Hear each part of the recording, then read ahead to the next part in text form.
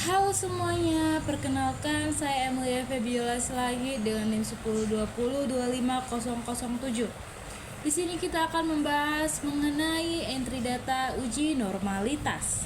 Yang pertama, kita membahas mengenai pengertian manajemen data. Manajemen data merupakan serangkaian kegiatan yang meliputi pencatatan, pengumpulan, pengolahan, analisis, dan interpretasi data hingga menghasilkan informasi yang digunakan sebagai dasar pengambilan keputusan. Dalam penelitian statistik, manajemen data berfokus pada pengolahan, analisis, dan interpretasi data menggunakan program statistik berbasis komputer. Selanjutnya, pengertian uji normalitas. Uji normalitas merupakan pengujian statistik yang digunakan untuk mengetahui apakah data penelitian berdistribusi normal atau tidak. Uji ini menjadi syarat utama sebelum menggunakan metode statistik parametrik seperti uji ANOVA, regresi linear. Jika data tidak berdistribusi normal, maka analisis harus menggunakan metode non-parametrik. Adapun pentingnya uji normalitas, yang pertama itu sebagai persyaratan inferensi statistik, metode statistik yang parametrik mengharuskan data residual berdistribusi normal agar hasil pengujian hipotesis valid. Yang kedua berkaitan dengan nilai min. Min sangat sensitif terhadap nilai pencilan atau outlier. Adanya outlier sering menyebabkan distribusi data menjadi tidak normal. Selanjutnya, teori distribusi probabilitas dan kurva normal. Kurva normal merupakan kurva berbentuk lonceng atau bell-shaped kurva dengan luas area di bawah kurva sebesar 1 atau 100%. Karakteristik kurva normal itu yang pertama itu simetris, yang kedua min median modus berada pada titik yang sama, yang ketiga sebagian besar data berada di sekitaran rata-rata. Yang keempat, frekuensi semakin kecil ketika menjauhi rata-rata. Selanjutnya, pengertian probability density function atau PDF. PDF adalah fungsi kepadatan peluang yang digunakan untuk menentukan kerapatan distribusi variabel acak kontinu pada suatu titik tertentu dalam kurva normal.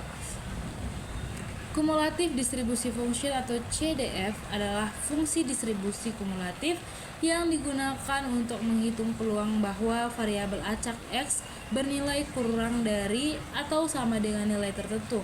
Rumusnya itu adalah P dalam kurung X lebih kecil sama dengan X kecil. Selanjutnya, metode pengujian normalitas.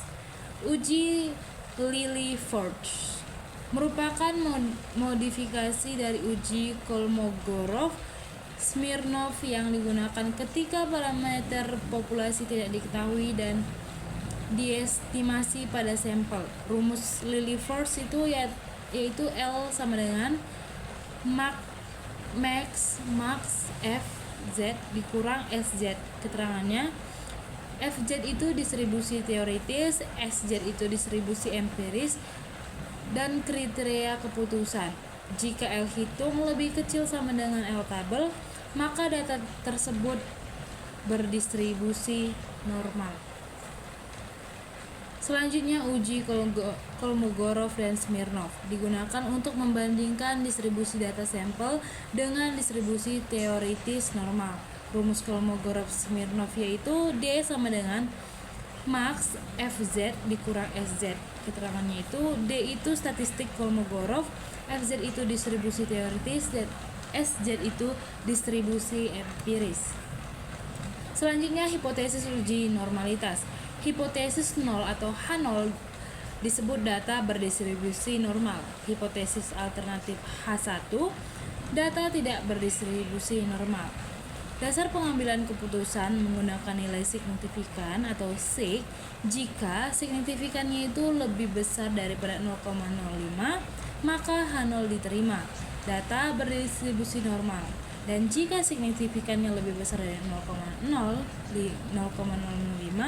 maka H0-nya ditolak. karena data tidak berdistribusi normal. Selanjutnya, interpretasi output SPSS. Output utama yang digunakan adalah tabel t-test of normality. Hasil penelitian menunjukkan Kolmogorov-Smirnov statistik sama dengan 0,091, signifikannya itu 0,200. Sapiro-nya itu statistiknya itu ada 0,968 dan signifikannya itu 0,190. Karena kedua nilai signifikannya lebih besar dari 0,05, maka data jumlah kunjungan klinik dinyatakan berdistribusi normal. Adapun kesimpulannya yaitu materi ini menjelaskan prosedur lengkap pengujian normalitas data menggunakan metode manual dan IBM SPSS. Uji normalitas merupakan tahapan penting dalam penelitian kuantitatif karena menentukan jenis analisis statistik yang dapat digunakan. Metode yang dibahas meliputi uji Lilliefors, Kolmogorov-Smirnov, dan Shapiro-Wilk. SPSS mempermudah proses analisis data melalui pengolahan data, visualisasi, serta pengujian statistik secara cepat dan akurat.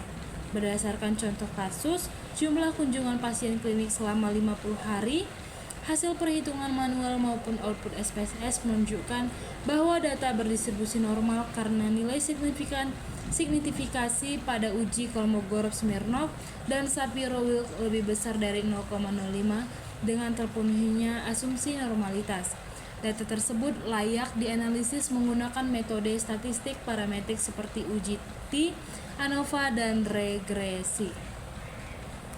Selanjutnya kita masuk ke pembahasan soal, yaitu soal pertama, seorang peneliti ingin membandingkan rata-rata tekanan darah sebelum dan sesudah terapi pada 40 pasien.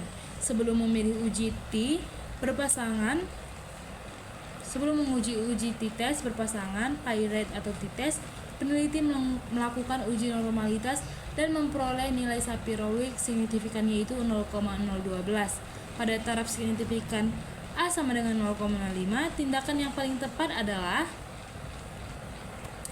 langsung saja kita bahas jawabannya itu adalah B, menggunakan uji non-parametrik karena data tidak normal.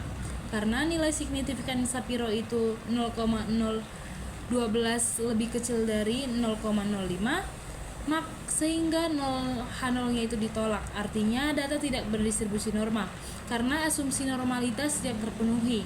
Maka analisis sebaiknya menggunakan uji non-parametrik, misalnya Wilcoxon sebagai pengganti PI-RATE t-testnya. Selanjutnya pada kasus soal nomor 2, seorang mahasiswa melihat histogram hasil penelitian. Grafik menunjukkan bentuk simetris seperti lonceng. Titik pada Q plot mengikuti garis diagonal dan tidak terlihat pencilan atau outlier yang ekstrim. Berdasarkan pengamatan tersebut, pernyataan yang paling tepat adalah, jawabannya itu adalah A. Data cenderung berdistribusi normal karena indikator visual data normal antara lain yang pertama itu histogram berbentuk lonceng, yang kedua distribusi simetris, yang ketiga QQ plot mengikuti garis diagonal, dan yang keempat tidak ada outlier ekstrim. Karena seluruh indikator tersebut terpenuhi, maka data secara visual cenderung berdistribusi normal dan layak dipertimbangkan untuk analisis parametrik setelah dikonfirmasi dengan uji statistik formal. Soal kasus yang terakhir. Seorang peneliti melakukan uji normalitas terhadap data nilai ujian 45 mahasiswa menggunakan SPSS. Hasil output t-test of normality menunjukkan nilai Shapiro-Wilk signifikannya itu 0,032 dengan taraf signifikasi A sama dengan 0,05. Berdasarkan hasil tersebut, kesimpulan yang paling tepat adalah, jawabannya itu adalah C, data tidak berdistribusi normal karena nilai signifikannya itu lebih kecil dari 0,05. Pada uji Shapiro-Wilk, hipotesis yang digunakan adalah H0 data berdistribusi normal, H1 data tidak berdistribusi normal. Kriteria pengambilan keputusan, jika signifikannya itu lebih besar dari 0,05, maka H0-nya diterima.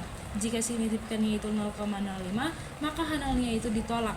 Karena pada soal karena pada soal diperoleh signifikannya itu 0,032 lebih kecil dari 0,05, maka H0-nya itu ditolak, sehingga dapat disimpulkan bahwa data tidak berdistribusi normal. Jika peneliti ingin melakukan analisis lanjutan, maka dapat mempertimbangkan transformasi data atau menggunakan uji statistik parametrik. Baik teman-teman, sekian pembahasan kita mengenai uji pada penelitian normal, uji entry data pada uji normalitas. Maaf jika ada kata yang salah. Sekian dan terima kasih.